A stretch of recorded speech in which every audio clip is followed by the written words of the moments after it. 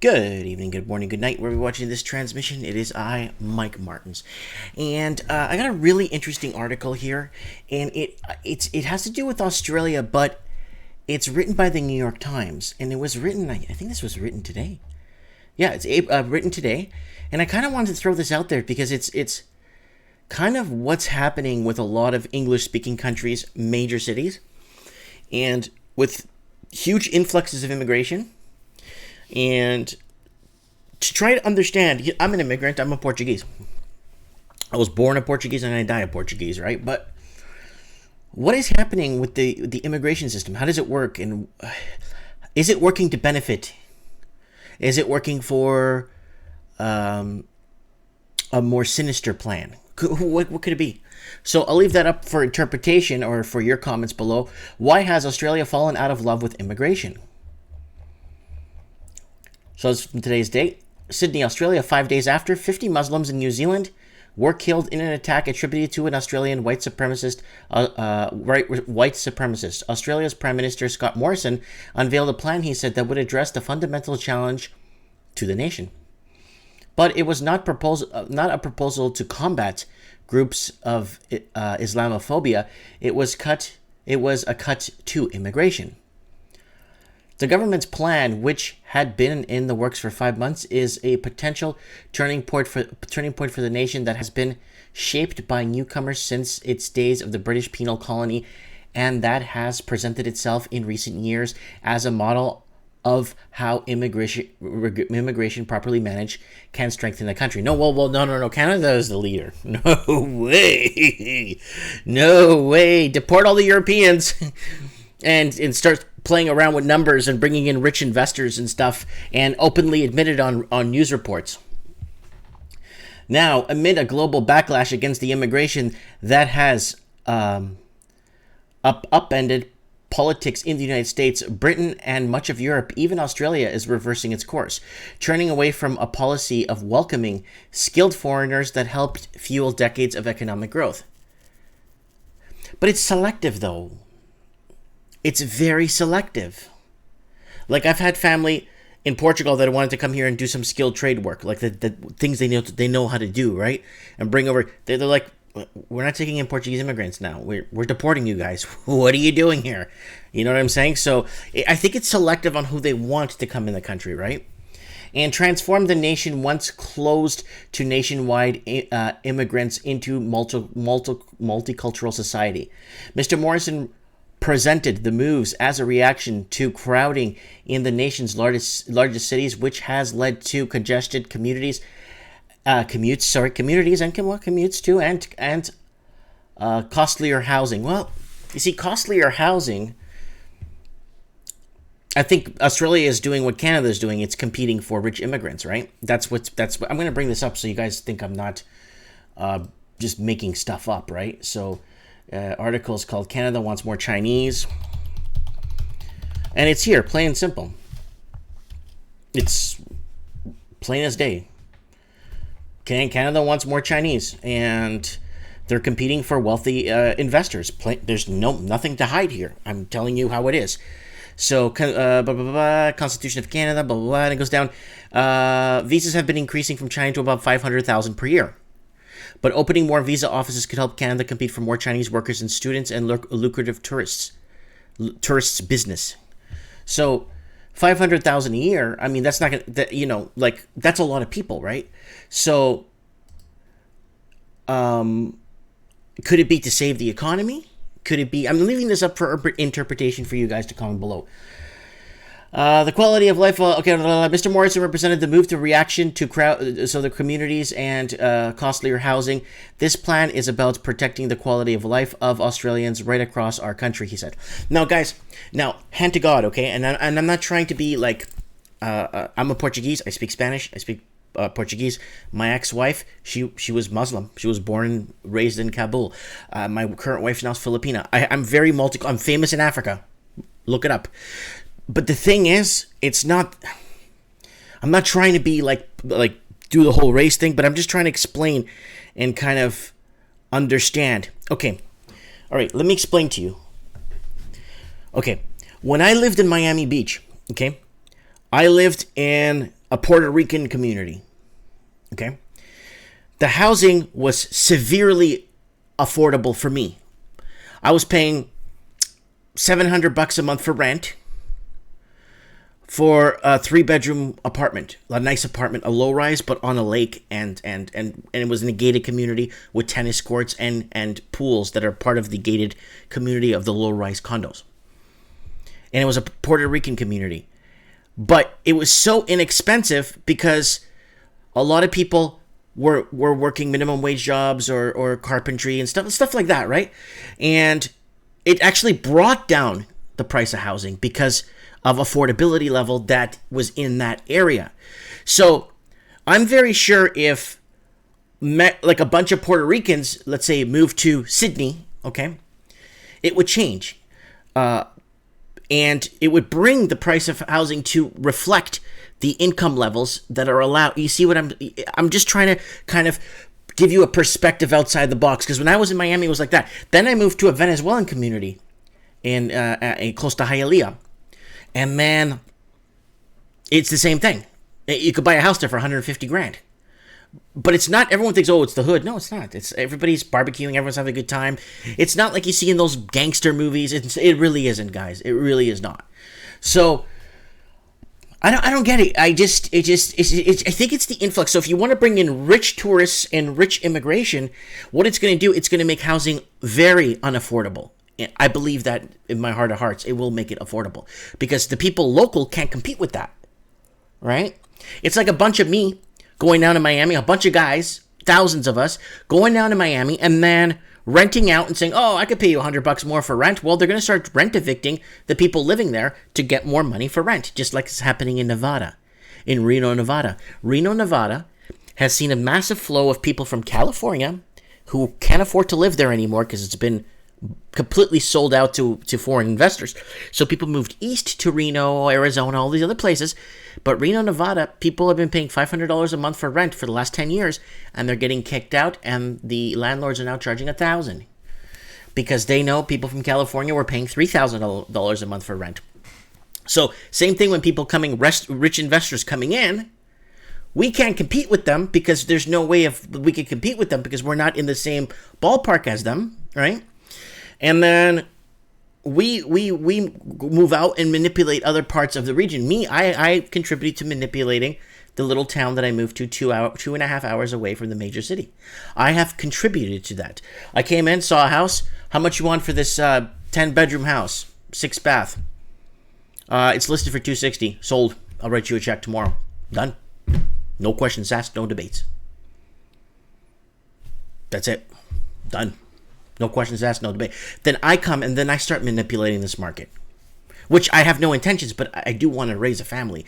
And I've been living in Canada for many years, right? So there's got to be some sort of a give and take, right? I pay my taxes, I contribute, right? So I believe if a bunch of Puerto Ricans moved, let's say, to Sydney, okay, from the beginning of this housing crisis, housing prices would be very balanced in the $300,000, $400,000, $500,000 range, even lower. And condos would be like 130 to 250, 300,000 because of the influx of people that come in. I'm not saying Puerto Ricans are poor. I'm just trying to explain to you. Same thing with let's say Portuguese. A bunch of Portuguese move there. It would inflict the same pattern of purchase power, right? So I'm just kind of trying to think outside the box so you guys know I'm not trying to, pick on anybody, which I'm not. Okay. This plan is about protecting the quality of life of Australians right across our country, he said. So the costlier housing, you could throw that out the window because housing is beyond 16, 17 times the average income in Sydney. Such concerns are widespread as views in the country have turned sharply against population growth over the past year. There is a worry, though, that these quality of life complaints have been amplified by or perhaps have masked a deeper ambivalence about, I don't even know what that means, a new wave of non-European immigration, especially from Muslim countries along with Africa and Asia. There's no denying the rapid pace of change nor its benefits. Australia's population has grown by nearly 40%, from 18 million to 25 million since the 1990s, and economists argue that the nation's record-breaking 27 years without a recession would have been impossible if not for surging immigration. I love watching these kind of dances and stuff. The Sri Lankan Sinhala New Year Festival in Melbourne, Australia this month. According to the 2016 census, 26% of Australian residents were born overseas.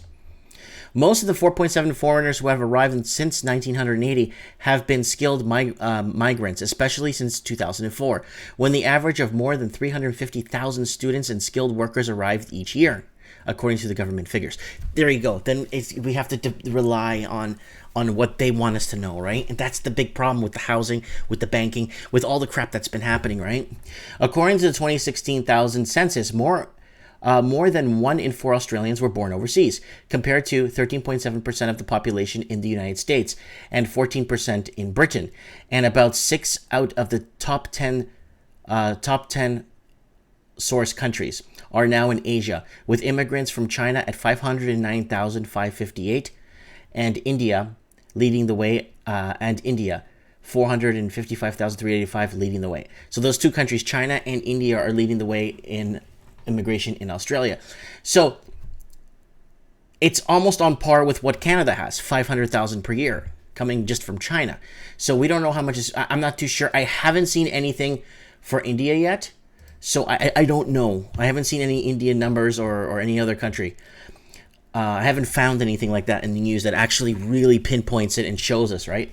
Mr. Morrison and his Liberal Party, which has often used anti-immigration sentiment to stir its conservative base, clearly believe that immigration will be a winning issue for them in the national election on May 20. Oh, that's fantastic. Let's just tell people what they want to hear and we'll win, and then we'll continue doing what we want to do. That's how it works, right? The government has slowed visa approvals and plans to cut annual immigration by 30,000 people. Immigration by 30,000 people to 160,000 a year, a reduction greater than any since the early 1980s, according to archival data. Mr. Morrison also plans to shift work visas to steer newcomers outside the big cities. They tried doing that in Canada, requiring recipients to live in those regions for 3 years before they can secure permanent residency. They've tried that in Canada too.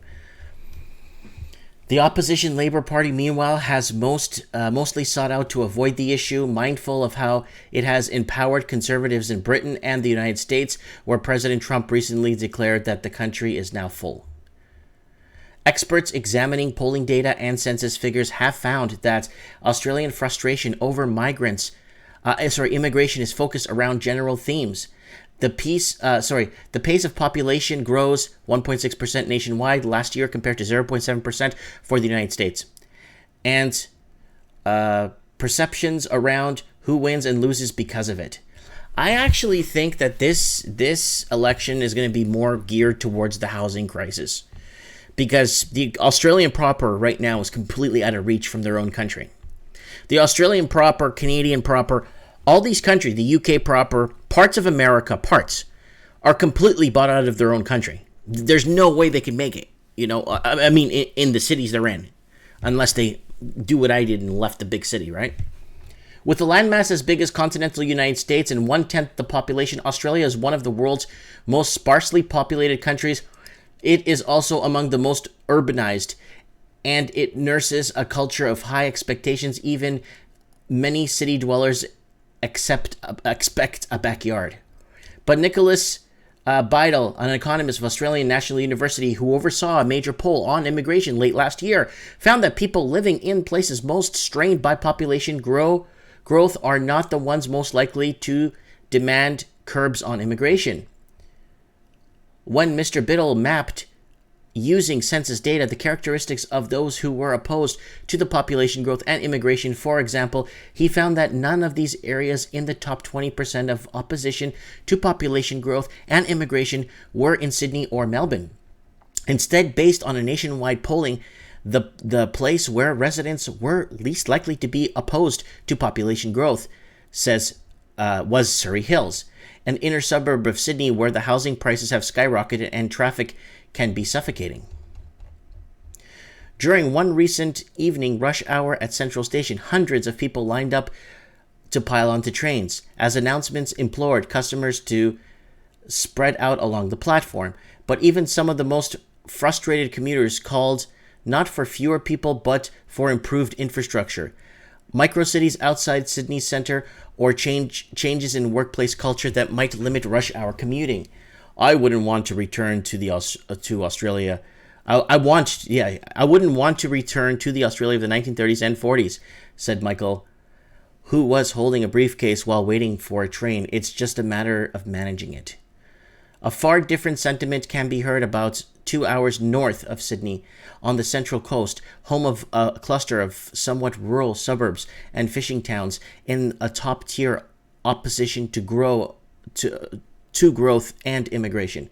So they're opposing, obviously. So where's this? Suburbs and fishing towns are the top tier of opposition to growth and immigration. Some residents of the area justify their opposition by making whether Australia has enough water to support a large population an element of the country's immigration debate since 1980s, before the desalination plants became more common. But there are also people like Stephen Ryan, 69, a retired power station worker who was not shy about arguing that Australia was better off when its immigrants were mostly from England. And he says, Arab people, they don't want to do anything, he said. They just want to go on the dole. That's just the way I see it. It is the kind of attitude that, according to many immigrants in Australia, still shapes the discussion around population growth in a country that barred nationwide immigrants until 1971. The rise of right-wing politicians like Fraser Anning and Senator who blamed Muslim immigration for the New Zealand attacks, and Pauline Hanson, who once wore a burqa in Parliament to protest Islam, has pushed racism into the mainstream public discussions. In the last few years, we have seen politicians state that people had a right to be bigots, said Tim, can't read that, a former race commissioner in Australia and professor of the University of Sydney. There's been a creeping normalization of far-right political ideas. On a local level, two competing visions of Australia are essentially fighting for votes. And this is it. This is the key right here. And it's about winning the vote, right? The Australia longing for a nostalgic past, and the Australia trying to figure out the next phase of integration for a more globalized nation. Young political candidates like Candria, can't read that, are out on the forefront of a potential change.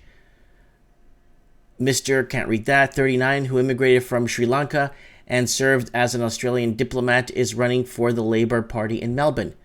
Services are being cut, wages haven't gone up, and the cost of living is increasing. People are being squeezed, he said. Politicians are pointing to all the problems, trying to pretend the cause of this is only immigration. As he campaigned by knocking on doors, some who answered said they too wanted more livable cities with a focus on how to help everyone, newcomers included. It just makes me feel confident that maybe somebody who understands the challenges that migrant families face can actually accurately represent our views and actions, said Yvonne Margarina, 35, an English immigrant from Zimbabwean descent. I think there's a limited understanding still of migrant communities and their needs. So what is happening, people down under in Australia? Because I know Canada's, their angle's weird here. I don't know what Canada's angle is. Like, I'm not understanding what they're trying to do here. I think they're still under the belief, remember how we're talking about housing, that the supply and demand issue was an illusion?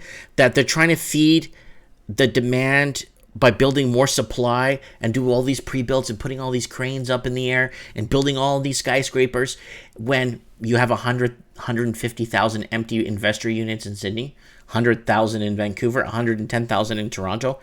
They're estimating along the west coast of the United States over 1 million empty units owned by investors from Seattle all the way down to San Diego. So they're not factoring in all the numbers to fill out the equation to get an accurate answer, right? And this is the problem, right? Now, I like, for example, I'll give you an example. I respect, Australia. I have lots of respect for Australia. Why? This territory is Australian. This territory belongs to Australia. The reason why that people call this island Australia is because the people that live there are Australian. Not because the map says so, not because you learned it in geography class. Australia is Australia because the people that live there are Australian. Japan is Japan.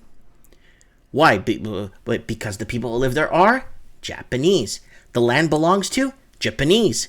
The people that live there are Japanese. They speak Japanese. Portugal is Portugal and not part of Spain. Why? Because the people that live on that territory are Portuguese.